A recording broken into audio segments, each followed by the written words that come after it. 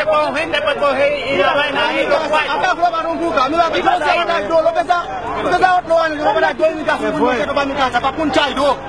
Tú ves, tú puedes recoger haitianos, tú no puedes recoger los cuartos tampoco. Haitiano no coge dinero. Tú no puedes buscar los dineros abajo la cama, no, eso no sirve. Llévalo a haitianos.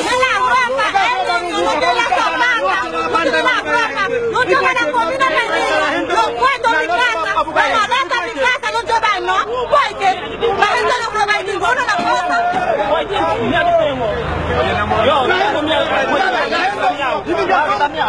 Y mi casa no existe a la gente, tú puedes ir a las 8 de la mañana, a las 9 de la mañana, ¿por qué tú mandas a las 8?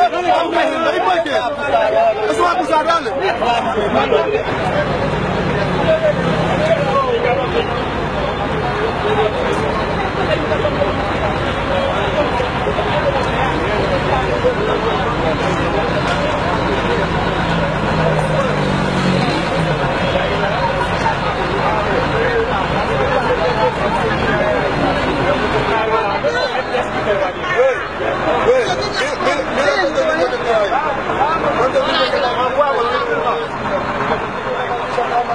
Oye, ellos están haciendo abuso también a nosotros, ellos están recogiendo el dinero también a nosotros también, oye. Ellos son